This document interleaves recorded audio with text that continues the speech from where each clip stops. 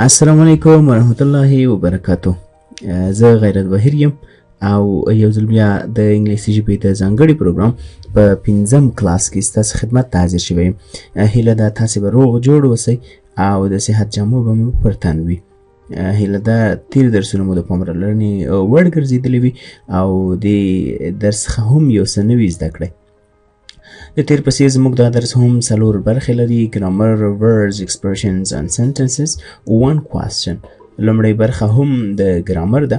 راځو د ګرامر په برخه کې نن د الفابet توري بیل بیل تر مطالعې لاندې نیسو.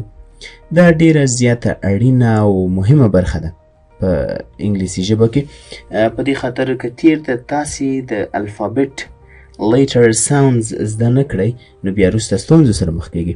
خو که په دې برخه کې تاسې خواري وکړئ، دا برخه مو ټیټه او سمه زده کړه، نو بیا به انشاءالله د انګلیسي په ریډینګ کې هیڅ ډول مشکل نه لرئ، ځکه چې په دې کې لوستل کیږي او یا هم تاسې زده کولی شئ چې د الفابet لیټرز کوم ډول اوازونه لري او په کوم ځای کې نه تلفظ کیږي. نو وایو چې sounds of alphabet letters، د الفبا د تورو غږونه. لومړی راځو د A توري ته.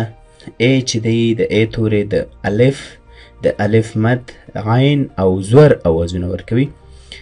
اوس مثلا احمد، په احمد کې تاسې وګورئ A دلته د الف غږ ورکړی، ورپسې عابد کې وګورئ د عین غږ ورکړی، ورپسې صمد، په صمد کې وګورئ د ام او د ډي ترمنځ چې کوم ا راغلی دا د زور غږ ورکړی، او په آشنا کې وګورئ ا چې دی دلته د الف مد غږ ورکړی. نو د ا توری چې دی دغه غږونه لري. ورپسې د بي توری دی. د بي توری دغه توری د بي اواز ورکوي، د بي د توری غږ ورکوي. کله چې د کلمو په منځ کې د ټي څخه مخکې او د کلمو په پای کې د ام څخه وروسته راشي نو بیا نه تلفظ کیږي. تاسې وګورئ کام اخره کې بي ده، د ام څخه وروسته د کلمو په پای کې راغلی نو دلته نه تلفظ کیږي، کام ګومنځته وایي. ورپسې بام، BOM بي، اخره کې ګوره د ام څخه وروسته بي راغلی نو په دې خاطر بي نه تلفظ کیږي، بام لوستل کیږي. کلیم، اخره کې بي دی د ام څخه وروسته کلیم خطلو ته ویل کیږي نو دلته هم نه تلفظ کیږي. او ورپسې د کلمو په منځ کې چې د ټي څخه مخکې راشي لکه ساټل، هوښیار، نو ګورئ بي دلته سایلنټ دی، دلته غږ نه ورکوي. ولې؟ ځکه چې مخکې مونږ وویل د کلمو په منځ کې چې د ټي څخه مخکې بي راشي نو بي نه تلفظ کیږي. همدارنګه ډاوټ شک ته وایي، دلته د بي توری د ټي څخه مخکې راغلی نو نه تلفظ کیږي. ډیټر، ګورئ د بي توری د ټي څخه مخکې راغلی نو دلته هم نه تلفظ کیږي. ډیټر معنی قرضدار. ښه، دې پسې وروسته د سی توری وایو. د سی توری چې دی دا دوه غږونه لري. د سی توری دغه توری د سین او کاف اواز لري. هر کله چې د آی ای وای تورو څخه مخکې راشي د سین غږ ورکوي. صحیح؟ کله چې د سی توری چې دی د آی ای وای د تورو څخه مخکې راشي نو بیا دلته د سین غږ ورکوي او بغیر د دغه توري څخه د کاف غږ ورکوي. یعنی که چیرته د سی توري څخه وروسته د ای ای وای توري راشي د سین غږ، او که د دې نه غیر د اس څخه واله تر زیټه پورې نور توري راشي د دې درې تورو څخه غیر نو بیا د کاف غږ ورکوي. اوس ګورئ سیټي، اس آی توری راغلی نو ګوره د سین غږ ورکو.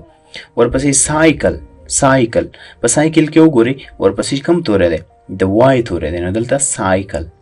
سنټر کې وګورئ سنټر مرکز، نو د سی څخه وروسته د ای توری راغلی نو دلته هم د سی غږ ورکوي. او که چېرته نور توری راغلی مثلا کیک، CAKE کیک، او داسې نور ډیر زیات مثالونه دي نو بیا هلته د کاف غږ ورکوي. یوازې همدغه درې تورو څخه مخکې چې راشي نو بیا د سین غږ ورکوي. ښه، بل وایي کله چې د کې توري څخه مخکې د سی توری راغلی وي نو سی خپل اواز نه ورکوي. ځکه خپل اواز نه ورکوي چې هلته کې توری د کاپ اواز ورکوي، او مخکې موږ وویل که د آی ای وای څخه غیر د سی څخه وروسته نور توری راشي نو بیا د کاپ غږ ورکوي. نو ډبل کاپ خو ضرورت نشته، یو کاپ شته، د کې توری شته، نو په دې خاطر د سی توری بیا خپل غږ نه ورکوي. مثلا SICK. دلته وګورئ د سی څخه وروسته چې دی د کې تورې راغله نو دلته سی خپل غږ نه ورکوي. سیک ناروغ ته وایي. ورپسې بیک کې هم همدا مثال دی. ملا ډک هم همدا مثال دی. هیلۍ ته وایي. وګورئ په ډک کې د کې د تورې څخه مخکې د سی تورې راغله نو دلته سی خپل غږ نه ورکوي. دې پسې راځو د ډي توري ته. دغه تورې د دال او د ډال غږ ورکوي. د دال او د ډال یعنی پښتو کې چې کوم ډال دی دا आवाज ورکوي. هر کله چې د کلماتو په منځ کې د جی او جې تورو څخه مخکې واقع شي نو بیا هر کله چې په کلماتو کې مخکې د جی او جې تورو څخه واقع شي بیا نه تلفظ کیږي. نو ګورئ adjust توازن یا برابروالی ته وایي. دلته وګورئ د ډي توری چې دی د جې څخه مخکې واقع شوی نو د ډي توری څنګه دی سایلنټ دی یعنی خپل اواز نه ورکوي. ورپسې acknowledge اقرار کول. نو دلته وګورئ د ډي توری چې دی د جي د توري څخه مخکې واقع شوی نو ډي دلته سایلنټ دی. ورپسې adjunct نو اجنګت کې وګورئ مرستندوی ته وایي. د ډي توری چې دی د جې څخه وړاندې واقع شوی مخکې ته واقع شوی نو دلته هم ډي توری سایلنټ دی. نو دې پسې د ای توری دی. دغه توری چې دی د نرمي او څرګندي اوازونه ورکوي. کله چې یوه کلمه په ای پای ته رسېدلې وي د ای توری بیا هلته خپل غږ نه ورکوي. نو دا ډېر سمپل و. د نرمي او څرګندي غږ ورکوي او د کلمو په پای کې چې کله د ای توری راغلی وي نو هلته بیا ای خپل غږ نه ورکوي. مثلا hope کې وګورئ اخره کې ای توری دی نو هلته هغه خپل اواز نه ورکوي. هیله لرل. ورپسې give وګورئ په ای پای ته رسېدلی ای به هلته خپل غږ نه ورکوي. همدارنګه hide پټېدل. hide کې وګورئ اخره کې ای خپل غږ نه ورکوي. او ورپسې د اف توری دی. دغه توری د فی اواز ورکوي. لکه fly مچ، fun پکې، fast چټک یا تیز. ښه زموږ لومړۍ برخه پای ته ورسېده. دویمې برخې ته ښه راغلاست. کلمې یا ورډزونه. په دې برخه کې هره ورځ 5 لغاتونه لرو. 5 ژباړې ورسره وي. لومړی زما سره تکرار کړئ ورپسې به یې ژباړه وکړو. bottle button bell cage cup. ښه بوتل معنا بوتل، button صدف یا تکمه، bell زنګ یا شرنګانه، کیت پیشو، کپ پیاله. ښه دا د کلمو برخه وه. د کلمو برخه هم پای ته ورسېده. expressions and sentences ته ښه راغلاست. په دې برخه کې د تیر په څېر هغه زیات کارېدونکي جملې او اصطلاحات لولو چې په ورځني ژوند کې موږ ډېر کاروو. د نن ورځې لپاره 6 ډېر کارېدونکي جملې او اصطلاحات لرو. لومړی زما سره تکرار کړئ ورپسې به یې ژباړه وکړو. forget it was nothing. Thanks for your time. You are welcome. Can you give me a ride home? Oh, thanks a lot. ښه اوس ژباړې ته راځو. forget it was nothing. هېرې کړه یا تېر شه ترې مهمه نه وه. مثلا یو خبره څوک کوي تا نه بیرته پوښتنه کوي چې څه دې ویلي یا هغه مسله څنګه وه نو ته ورته چې forget it was nothing یعنې تېر شه تېس مهمه موضوع نه وه مهمه خبره نه وه. پسې thanks for your time له وخت تېرولو څخه مو منندوی یم یعنې له وخت څخه مو مننه. you're welcome هیله کوم. یو څوک تاسې نه مننه کوي تاسو ته وایي thank you نو ته ورته په ځواب کې وایي چې you're welcome هیله کوم. ورپسې can you give me a ride home آیا ته ما کور ته رسولی شي. ورپسې وایي چې oh thanks a lot ډېره مننه او ډیره مننه. نو دا برخه هم پای ته ورسېدله. اخرنۍ برخې ته راځو. one question، یوه پوښتنه. په دې برخه کې د تیر په څیر یوه پوښتنه وي، د هغې لپاره پښتو ژباړه موجوده وي، یعنی د پښتو لپاره تاسې انګلیسي ژباړه ټاکئ چې کوم یو سم ځواب دی. د لاندې پښتو جملې لپاره مناسبه ژباړه کومه ده؟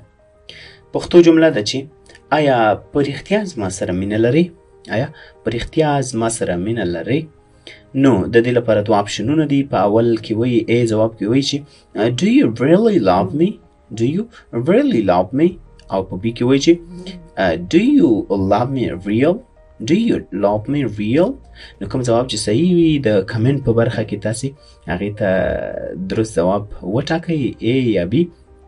او د دې سره سره تاسې خپل بشپړ نوم او د واتساپ شمیره هم هلته ولیکئ، نو هغه به موږ همکارانو ته اسانه شي تر څو ستاسې نومونه په صحیح توګه راواخلي او بیا تاسو ته خپل سرټیفیکیټ یا ستاینلیک در سینډ کړي. د کمنټ په برخه کې هم دغې پوښتنې ته ځواب ورکړئ او یوه نمبره ترلاسه کړئ. او په یاد ولرئ چې د همدغې درس په پای کې د هغو تیرو درسونو د کامیابو او فعالو زده کوونکو نومونه راغلي چې په تیرو درسونو کې پوښتنو ته صحیح ځوابونه ویلي او فعاله ونډه یې اخیستې ده. نو دغه ټیبل کې د همغو کسانو نومونه دي. اول فضل هادي امین دی، په فرست، سیکنډ، تھرډ او فورت کلاس کې په څلورو کلاسونو کې پوښتنو ته صحیح ځواب ویلی، 4 نمبر یې ترلاسه کړي. افتخار مومند صاحب دی، په څلورو والو کلاسونو فرست، سیکنډ، تھرډ او فورت ټولو کې ګډون کړی او پوښتنو ته یې صحیح ځواب ویلی، 4 نمبر یې ترلاسه کړي. ورپسې عادل خان مومند دی، فرست، سیکنډ او تھرډ کلاس کې پوښتنو ته ځوابونه ویلی صحیح او 3 نمبر یې اخیستي. ورپسې هجرت الله هجران صاحب دی، په تھرډ کلاس کې صرف ګډون کړی او همغې یوې پوښتنې ته یې سم ځواب ویلی. ورپسې سنګر جانان خیل دی، سنګر جانان خیل چې دی یوازې په سیکنډ کلاس کې ګډون کړی او 1 نمبر یې اخیستی ده. دا زموږ د نن ورځې درس. هیله ده ستاسې د پاملرنې وړ ګرځېدلی وي. له لیدو څخه مو نړۍ مننه. هیله ده ویډیو لایک، د ملګرو سره شریک او چینل سبسکرایب کړئ. او درنو ملګرو یوه یادونه کوم، هیله لرم چې تاسې زموږ درسونه آنلاین وګورئ او که چېرته یې آنلاین نشئ کتلی نو هر اقل یو ځل یې آنلاین وګورئ تر څو زموږ لپاره یو ملاتړ شي او موږ سره لږه سپورټ کې مرسته وکړي. ستاسو څخه ډېره زیاته مننه. ښه وخت او ښې چارې ولرئ.